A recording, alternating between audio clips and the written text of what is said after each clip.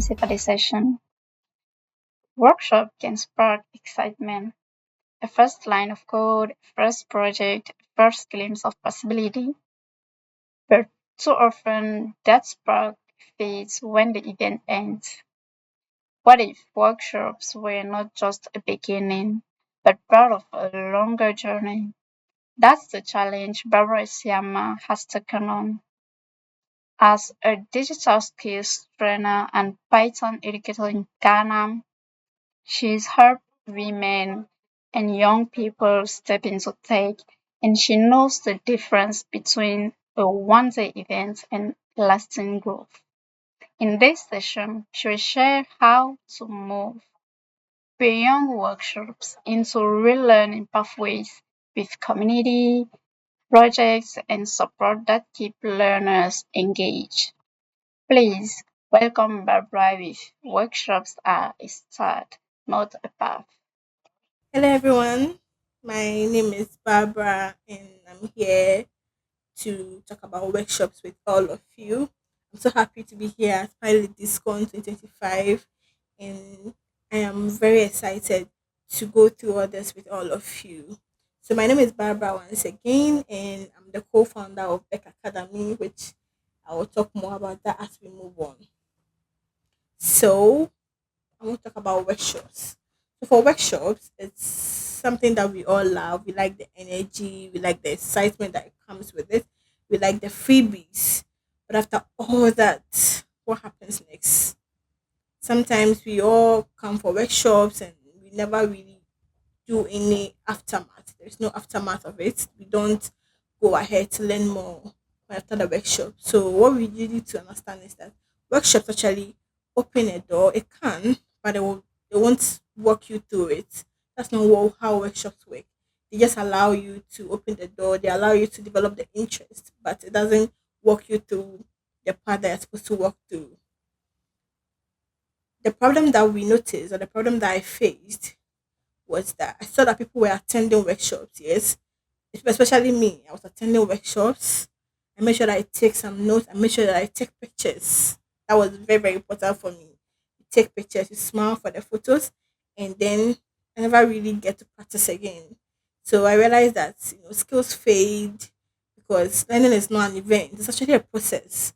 You don't get to attend learning as an event just for just a day and then you get to it's no. It's a process. You have to keep practicing, keep learning. That's the only way that you get to actually learn and move forward.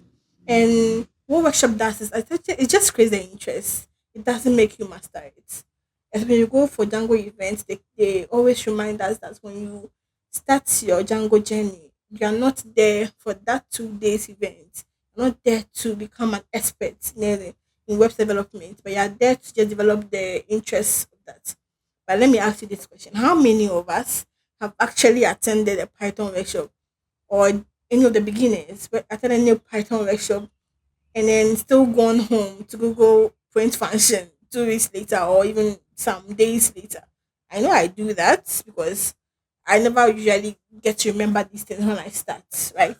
I have to actually go through all these. So that's something that I make sure that I have to go back and then practice because I don't want to forget. The next thing that we have to take note of is that workshops actually provide exposure. That's something I want you to take note of, right? They provide exposure, they provide inspiration, they provide a supportive environment because the environment has to be very supportive. And what they do is that it helps us um do our first push, right? Provide our first push. That is something that Django Girls did for me. I never knew much about GitHub or any other thing, right? Any of these other platforms, but me joining Django Girls especially helped me to have my first push. And then next thing it does is it actually educates you on the possibilities that are out there. You get to know all these possibilities that are out there. I'm sure some of you already have some experience with workshops. Some of you have some stories, some lessons that you have with workshops, right? That is what happens when it comes to workshops. Another thing it does is that it gives me a community. It gives other people community to actually belong. It helps you belong in the community. That is what happened for me. The community is something that has actually brought me to where I am right now. I started from a community and I'm still in a community. That is why I'm here being able to talk to you at the moment. So what I want you to take note before we move forward is that a workshop is just an introduction. It is not a journey. That is something that we need to take note of before we do anything. It's just an introduction. It means that it introduces you to the possibilities that are out there, it introduces you to a lot of things, but it's not a journey. You going to a workshop doesn't mean that you leave that 2 days workshop or that 1 day workshop or even 3 days or 4 days workshop. You don't live there as a master or as an expert of what you do, right? It just allows you, you get the possibility, you get to know the possibilities that are out there, but you don't get to be an expert just there. So that is something I want us to take note of before we move forward. So what comes after workshop, right? So when it comes to a workshop, after we go to a workshops like a Django Girls workshop, a Python workshop, or any other workshop that we know, what happens is that so workshop actually you have to turn a workshop into a path, right? And to do that, you have to practice regularly. Very key, very important. And to practice that, you need peers, you need communities, and all those things, right? And to practice regularly too, you need to actually work on small projects. You can't just say, "Oh, I'm learning Python," and then you're not able to create very simple projects like the calculator or those other projects that we all know, right? So we need to actually make sure that you work on very small personal projects, and then you make sure that you join the community. This is from personal experience. Honestly, I have really enjoyed being in a community, and that has brought me where I am today. Whatever I am today is because of a community. So I know and believe that joining a community will help everyone, and I believe that we all here automatically we become part of the PyLadies community because we are here. So we have to take advantage of the community, make use of the community, and then you see all the specs and all the benefits that you get from being in the community. Very important. The another thing that we have to take note of is that we are supposed to teach others. So for me, I'm actually a mentor by profession. I'm a tutor by profession. I'm a STEM teacher also. And I have noticed that anytime I don't understand something or I understand it but not so well, what happens is that when I explain it to someone or when I try to teach someone else, I get to understand it better. So I have learned from that and I know that's something that people have to practice. I know some people are there who they don't really like teaching, they don't like helping others, so they don't like to show others what they've learned. But when you have the chance to do that, you should actually do that. You should actually go ahead and teach someone because at the end of the day, you are going to learn more. You're going to learn better. You're going to understand everything better. So that is what you have to do. One thing that I also need you to understand is that you need to ask questions. Asking questions is very important. I'm surprised how you go for workshops or you go for events and people are just quiet. People give talks throughout or give advice throughout, and then there are no questions. There are no curious people in the crowd, and you are wondering what's going on. Sometimes it's just because you are probably shy or they are like, oh, the questions are not really important, but they are really important. You know, you have to ask questions. You have to seek for mentorship. You have to go all out because that is the only way that you get to enjoy the opportunity that has been given to you, right? That's the only way, the only opportunity, the only chance that you get to do that. Another thing too is that you need to build consistency, not perfection. See, we are not trying to be perfect here. We are not trying to be the world's best developers or the world's best tutors or whatever, right? We are just trying to build a consistency. When you start something, you need to keep going at it. If you want to stay for 10 minutes or learn for 10 minutes, you keep learning, you keep going, you keep practicing. That is the only way that you get to actually do what you are doing, right? That's the only way to actually achieve consistency. And our goal here, like I said earlier, it is not to be perfect, but it is just to be consistent. So that is what you have to aim for, to be consistent with what you are doing. So that is but to leave, what I want to also note here is that for a workshop is like lighting a match, right? It just sparks. But you need fuel to actually keep it burning. If there's no fuel or if there's no wood or whatever to fuel the spark, it's just a spark and it dies, right? Just like how workshops are. You just go, it gives you the spark, but you need to fuel it. That is why you need to keep practicing. You need to keep being consistent. You need to keep doing all that you are doing. Right? That's the only way. The next thing that I want to talk about is community and and participant action. So communities, what if you are here and you're in a community or you're in a group or in a society or you're in a group, if you are in you're an academy or you are a group of students or whatever, what you need to do is that you need to always follow up, right? Follow up with the students that you are teaching, the students that you are helping, the people that you are trying to help. You can't just do a Django Girls workshop and then that's it. You are done with them, right? Sometimes it happens. There are some communities or um, there are some communities out there that actually just do that. They organize Django Girls. Yes, it's just organize the Django Girls workshop and then they are done. But it really hurts the people that you are trying to help. You just organize the workshops and then you don't follow up with them. Where are they? What have they done so far? How am I supposed to help them? You look for ways and means that are going to be able to help those people. You need to have peer group support. You need to make sure that you always check up on them. You need to check their projects that they are doing, offer guidance. Sometimes they won't come to you, but you, the community members, it's your duty and responsibility to actually follow up with the people that you are supposed to be helping.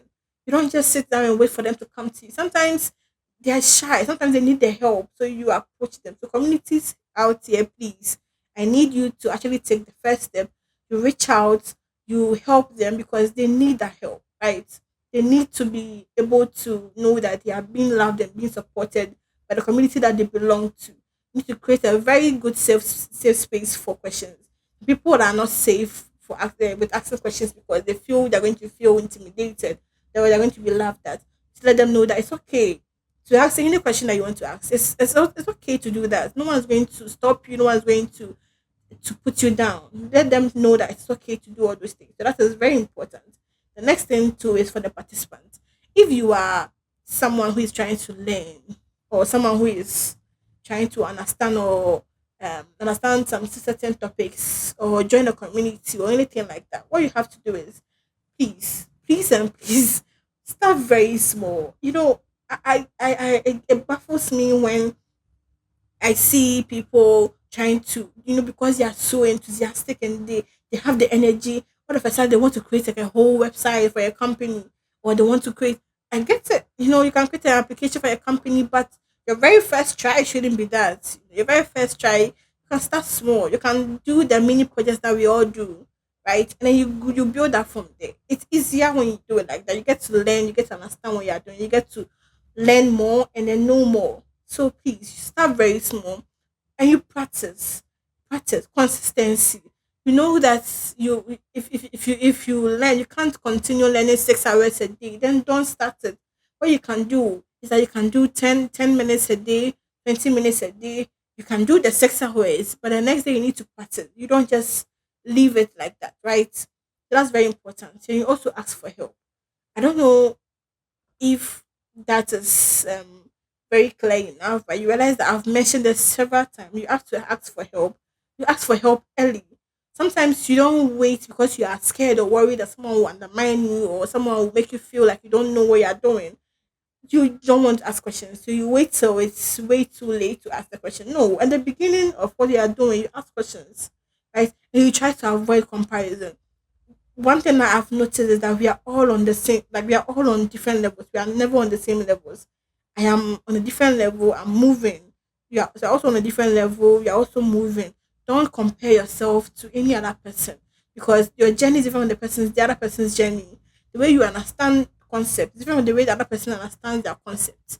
So you have to know that you're all on different journeys. Your goals and aspirations are with you. The person's goals and their aspirations are also with them. They are very different. Everyone is on their own path to try to avoid comparison. And you also build what you enjoy, right?